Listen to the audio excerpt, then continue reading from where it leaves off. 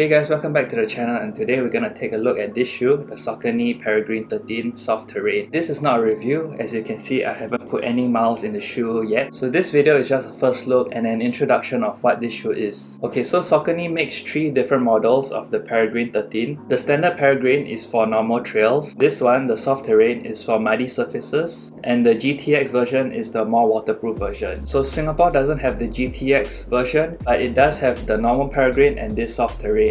And they both go for 189 Singapore dollars. So if you're deciding between the normal Peregrine and the Soft Terrain version, hopefully this video might help in your decision. Firstly, let's begin with the weight of the shoe. So this Soft Terrain version is actually 15 grams heavier than the standard version. So it's 275 grams for the Soft Terrain and 260 grams for the normal version. Since both shoes come below 300 grams, they are actually very light shoes when compared to other trail shoes. So let's move on to the lacing system of this shoe. So the Soft Terrain comes with the quick release system, which I guess is better than the traditional fabric laces, because like when you run in the wet, the fabric laces will absorb all the water and mud and potentially can become undone by itself. So I guess that's why this Soft Terrain version has this quick release wired system. Pull it down to tighten it, and then you have to pull these 2 tabs to loosen it. So when you tighten it like that, you can also pull the flap up and then tuck all the laces underneath here.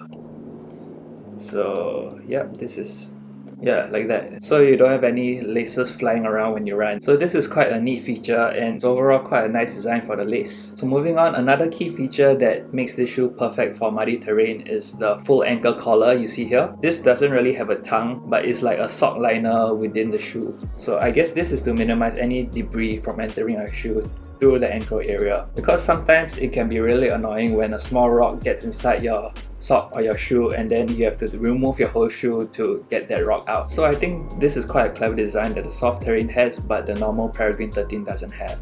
As for the back of the shoe, there is a really rigid heel counter that will prevent your heel from shifting too much. And also there is a very large pull tab, like I can fit 3 fingers in it. There's also like a little ring in front of the shoe. I know there's a function for it, I just can't remember what the function is right now. And inside the heel cup, there's also extra cushioning and extra padding inside on the left and right of the shoe, and onto the rest of the upper. Because this shoe is made for your wet and muddy runs, it has a very waterproof layer overlay that extends like halfway up the upper, and it goes all around the upper as well.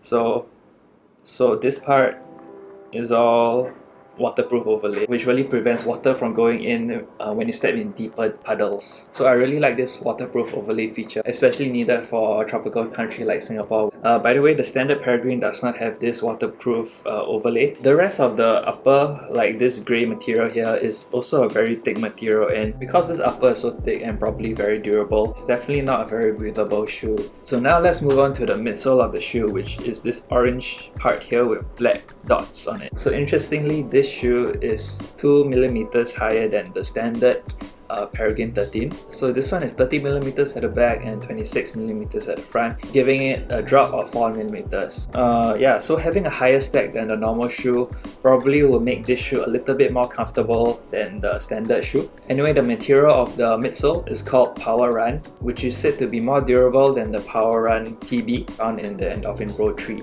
But I guess that's fine because this is made for ruggedness and durability in mind. So this midsole is definitely a good choice. Even the Kinvara 14 has this midsole. So let's move on to the outsole, which is the lugs here. It's made of a rubber called Power Track, which I would assume is more durable than the Power Run. And interestingly, the lugs even go up to the toe. So there's this tiny lug facing the front of the shoe. Especially when you're climbing up a hill, the front lugs over here will provide some grip when you toe off. So interestingly, the lugs of this shoe is 1.2mm deeper than the standard shoe. So I guess this is so that you can have better grip in loose surfaces like mud. However, the Soft Terrain doesn't have a nylon plate in the midsole, which the standard shoe has. So this means the shoe is not made for rocky terrain. If you need the extra protection from the nylon plate, you should go with the standard Peregrine. By the way, for Singapore, the Peregrine 13 Soft Terrain will only come in this color, which is the brown and orange midsole. So what do you guys think of the shoe so far? I used to run my local trail in my Saucony Kinvara road shoes, but even though they work, they soaked up all the mud, and I will like deliberately avoid all the muddy puddles. But with this shoe, I don't think I will need to do that. So because this shoe is so water and mud resistant, it's literally gonna change the way I run in the muddy surfaces next time. And I'm really excited to get my first run in this shoe soon. Hopefully you guys enjoyed my first look and introduction to the new Peregrine 13 Soft Terrain. If you're interested to know my thoughts after running in it, do hit the subscribe button, and I'll see you guys again in the next video. Goodbye!